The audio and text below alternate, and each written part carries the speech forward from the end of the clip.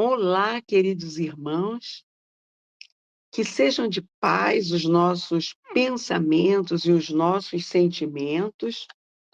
Estamos aqui reunidos, não é, para a realização do Evangelho no Lar do Grupo Espírita Paulo de Tarso, do Rio de Janeiro. Então, nesse propósito de amor, eu, Norma e a minha irmã Vânia, lá de Uberlândia, Minas Gerais, hoje vamos dar continuidade, no capítulo 13, nós, na realidade, vamos encerrá-lo, não é?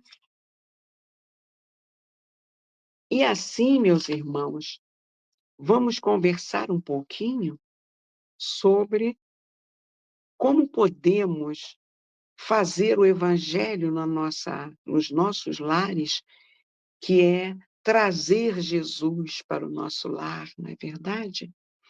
E expandir esse benefício para a nossa vizinhança, porque a residência que faz o evangelho no lar, no mesmo dia da semana, no mesmo horário, com muita disciplina, ela torna-se um ponto de luz que se expande pela vizinhança. E como nós podemos organizar esse evangelho? Nós vamos lendo cada capítulo e podemos trazer para esses estudos leituras complementares que ampliem o entendimento, não é? Um outro cuidado quando escolhermos o horário é buscar um horário que a família possa estar reunida, não que não se possa fazer o evangelho individualmente, também se pode, porque nós nunca estaremos sozinhos. Nós estaremos com a companhia dos espíritos de luz que, em nome de Jesus, nos inspiram. Mas, quando tivermos residindo com outras pessoas, é muito bom que a família participe, para que todos possam crescer à luz desses ensinamentos morais. Então, a gente usa o Evangelho segundo o Espiritismo de Allan Kardec. E como leituras complementares, existem, né, aquela coleção do Francisco Cândido Xavier, pelo espírito de Emmanuel, Fonte Viva, Caminho, Verdade e Vida, Pão Nosso e Vinha de Luz. Também temos como livros para leitura complementar, o Vivendo o Evangelho, não é? Do Antônio Baduy Filho, que tem 2 volumes, que auxiliam. Quando do nosso evangelho no lar participarem crianças, nós temos também leituras adaptadas com ilustrações para, motivar, não é, o entendimento da meninada. Então nós temos 2 livros, o Evangelho da Meninada, de Eliseu Rigonati, ou o Evangelho segundo o Espiritismo para crianças, de Adeilson Sales. E para os jovens, nós temos o Espiritismo para jovens, do Eliseu Rigonati. Então, é muito importante fazermos um estudo sempre amparados por essas leituras complementares, para motivar, principalmente, os jovens e as crianças, com uma linguagem mais atualizada, mais, do tempo deles, entendeu? É isso, meus queridos irmãos. Vamos, então, à nossa prece inicial? Graças a Deus. Obrigada, Senhor Jesus, por essa oportunidade de estarmos aqui reunidos para esse banquete de luz que é refletir acerca dos seus ensinamentos de amor. Permita, querido Mestre, que possamos ser assistidos por vós, por esses guias e mentores amigos que, em seu nome, nos inspiram, estão sempre conosco, nos auxiliando, mas, sobretudo, nós agradecemos ao nosso Pai Maior, porque é Ele que nos concedeu a vida e nos concedeu o entendimento dessa necessidade de comunhão com Ele através desses encontros, refletindo acerca das suas verdades, Senhor, que é uníssono com o Pai. Assim, felizes e agradecidos, nós pedimos humildemente ao nosso Pai Maior muita proteção e a devida permissão para iniciarmos o nosso Evangelho no Lar Online de hoje, dando todos juntos dos dois lados da vida, graças a Deus.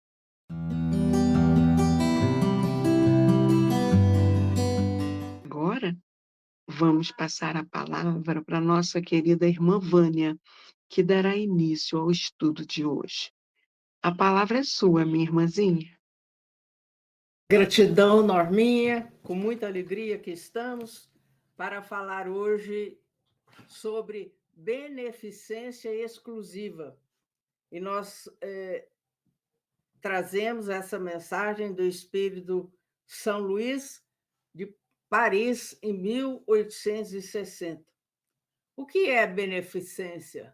Beneficência é a prática do bem. Exclusiva por quê? Será que nós devemos fazê-la apenas para aqueles que pensam como nós, para aqueles que seguem a mesma religião nossa, o mesmo partido? Então, o item 20 é uma pergunta.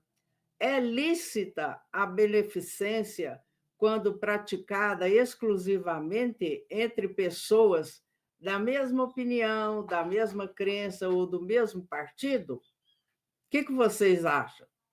Será que a gente deve ajudar só aqueles que têm a mesma opinião, a mesma crença ou o mesmo partido? Não, porque é justamente o espírito de seita e de partido que precisa ser abolido, visto que todos os homens são irmãos. O verdadeiro cristão vê somente irmãos em seus semelhantes. E antes de socorrer o necessitado, não procura saber qual a sua crença ou sua opinião, seja sobre o que for. Obedeceria ao preceito de Jesus Cristo, que prescreve que devemos amar até os inimigos, alguém que repelisse o infeliz por professar uma crença diferente da sua?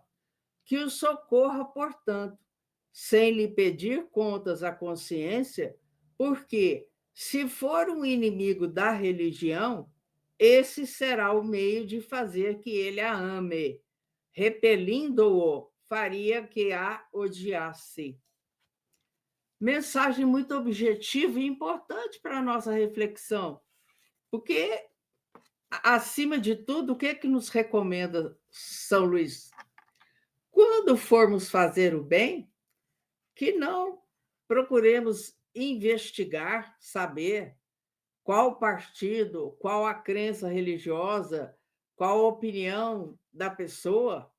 Interessa é socorrê-la o quanto antes em suas necessidades, seja de um alimento, de uma água, de um agasalho, de um cobertor, de um dinheiro para comprar um medicamento. Até nós mesmos podemos comprar esse medicamento. para que a criatura possa se sentir amparada, confortada, né? E nós precisamos abolir, acabar com isso de uma vez por todas, de só auxiliar, fazer o bem àqueles que têm a mesma opinião, a mesma crença e o mesmo partido. Isso é algo que não combina com a lei de amor e de caridade que Jesus veio nos ensinar, principalmente aos nossos inimigos, inclusive, né? Porque o verdadeiro cristão, ele considera a todos como seus irmãos, e ele vai socorrer primeiro e perguntar depois, não é? Se nós procedemos assim, nós estamos obedecendo a orientação, o preceito de Jesus, que nos pede para amar os nossos inimigos.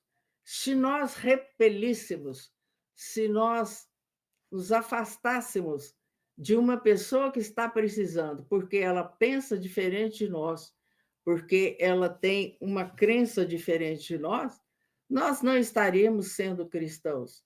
Porque cristão é todo aquele que segue e pratica os ensinamentos de Jesus. Então, se nós ficarmos escolhendo quem ajudar e em que situação ajudar, nós estaremos faltando com a caridade conforme Jesus nos ensinou. Vamos lembrar? Sempre é bom lembrar. Pergunta 886 do Livro dos Espíritos.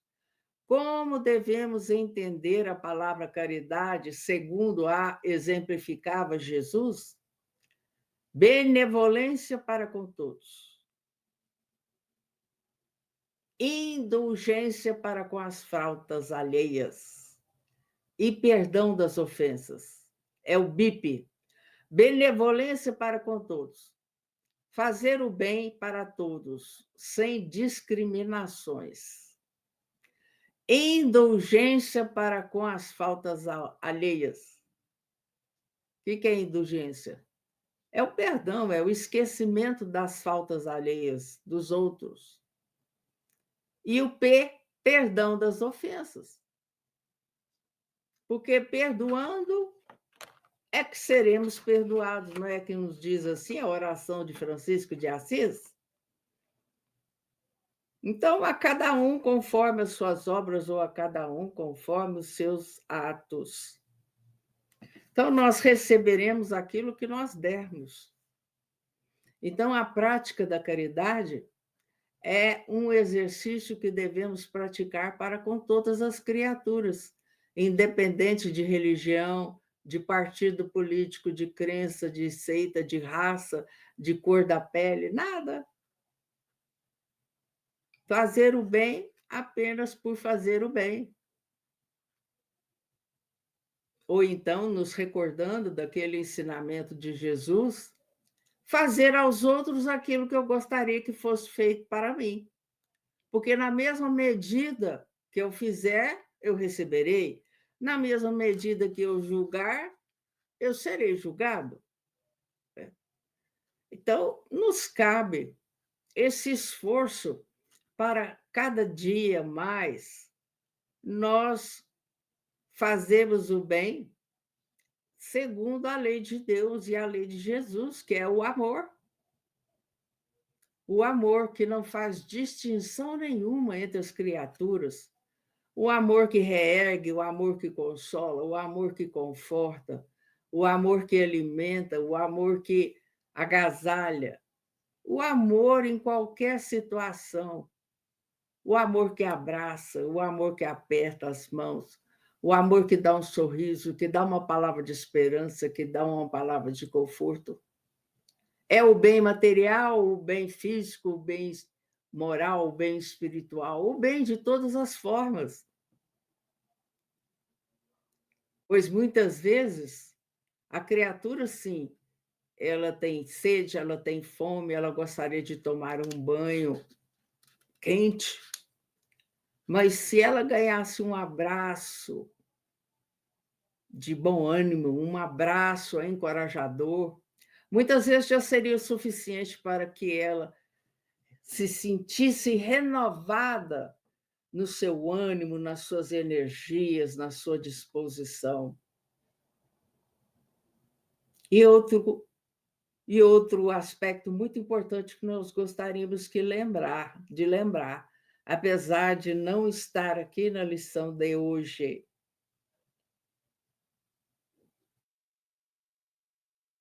Não busquemos apenas aquele que está distante, aquele que está escondido para ajudar. Olhemos primeiramente à nossa volta. Quem é o nosso próximo mais próximo? É o nosso familiar,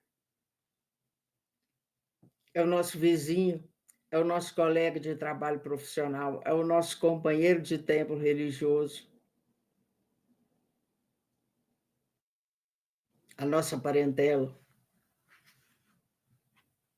Porque muitos, equivocadamente, vão auxiliar os estranhos, aqueles que estão casebres, choupanas, favelas, nas ruas, nas rodovias, debaixo das pontes, mas muitas vezes não veem dentro do próprio lar quem é o necessitado. Pensemos nisso com carinho, porque as coisas materiais, elas são importantes para suprir as carências materiais e físicas, mas elas não são tudo. Nós sabemos isso. Não procuremos o caminho mais fácil ou aquilo que é mais fácil doar. Façamos o que pudermos, mas que nós possamos ir ao encontro das dores mais ocultas, daquelas dores morais, não só as dores da matéria do corpo, mas as dores da alma. Que Deus nos fortaleça e nos ilumine para a prática da caridade com Jesus. E agora, Norminha, é com você.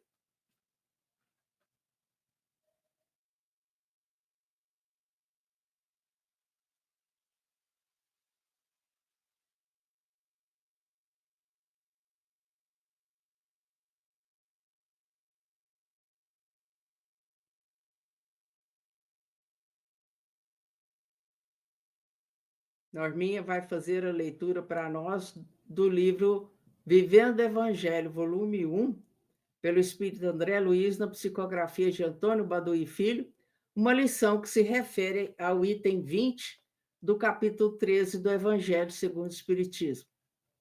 Para Norminha. Então, queridos irmãos, como disse a Vânia, vamos à leitura. A lição é 173, Vítimas da Invigilância. O André Luiz, nesta lição, ele nos chama ao despertar de nossa consciência, não é? Então, ele vai trazer aqui atitudes bem comuns hoje em dia na nossa sociedade, dada a polaridade das ideias. Vamos à leitura? Não agem com acerto realmente os que ajudam apenas os necessitados que lhes comungam as ideias. Olha aí, meus irmãos, não é isso? Continua André. Convém, no entanto, prestar atenção aos que auxiliam a todos indistintamente, mas sempre esperam algum retorno. Quer dizer, indica o quê? A presença do egoísmo e do orgulho. Daí a orientação do mestre, né, meus irmãos? vigiai e orai.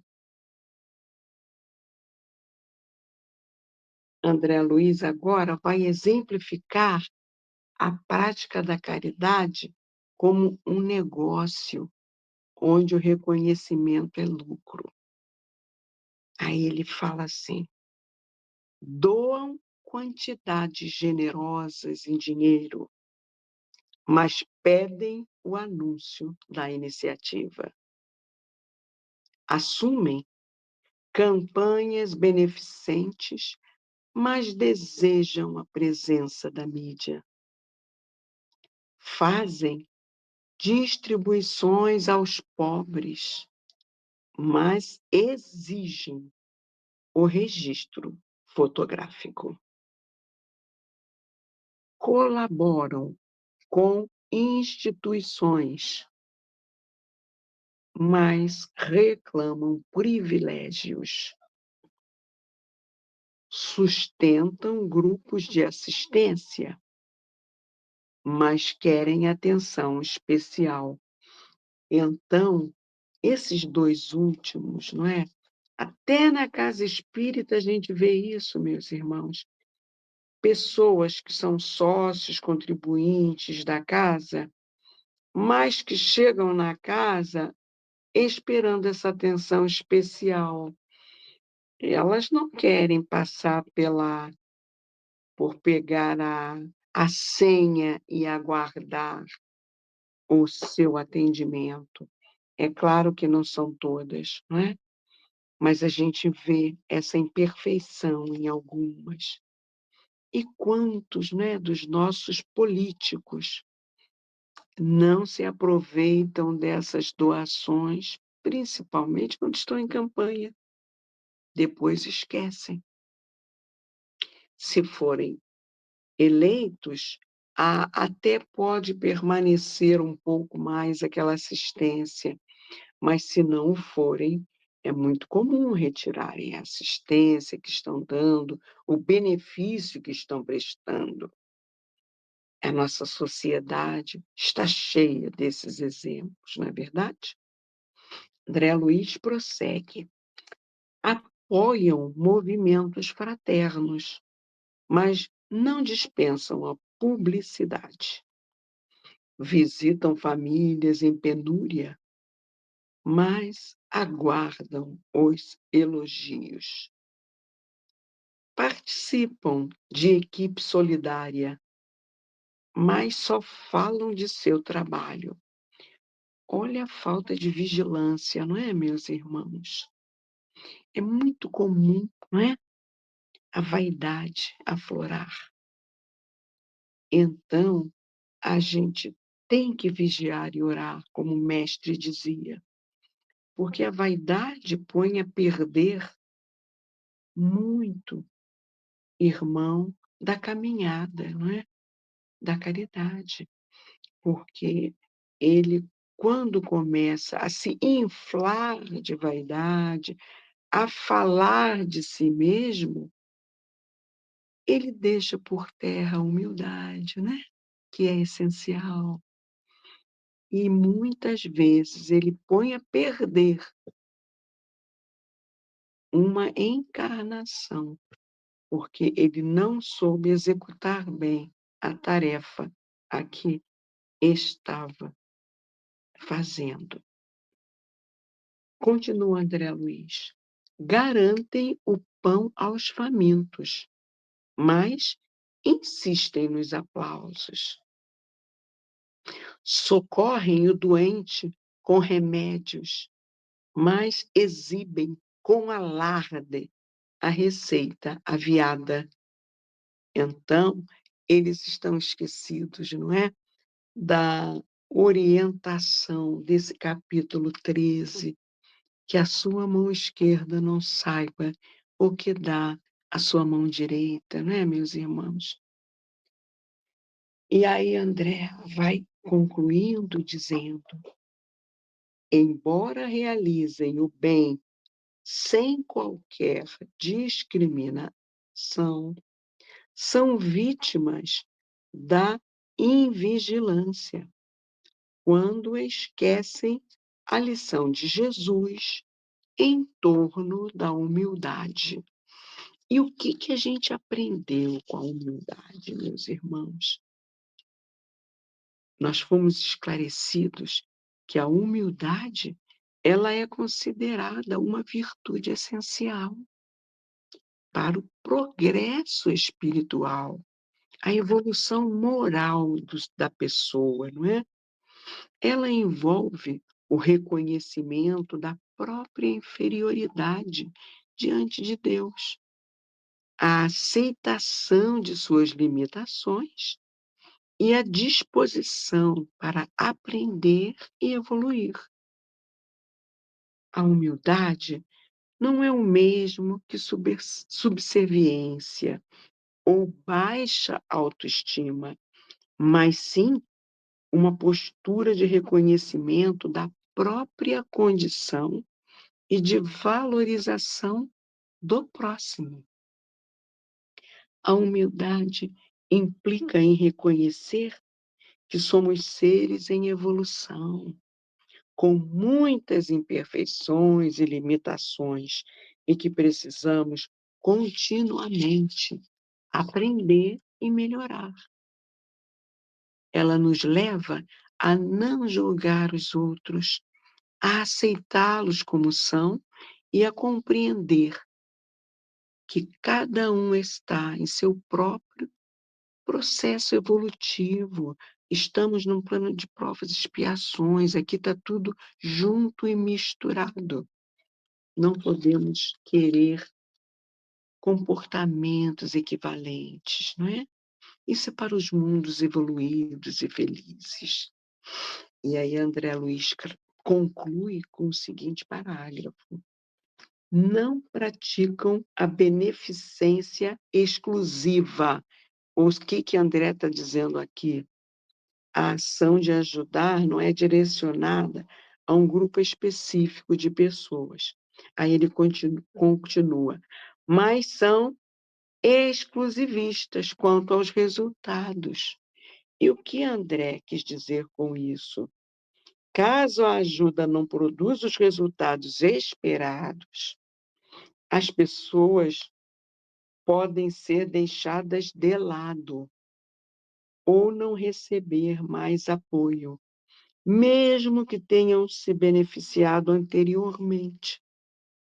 E não é isso que a gente já exemplificou, que é muito comum acontecer aqui no nosso país com os políticos que, enquanto estão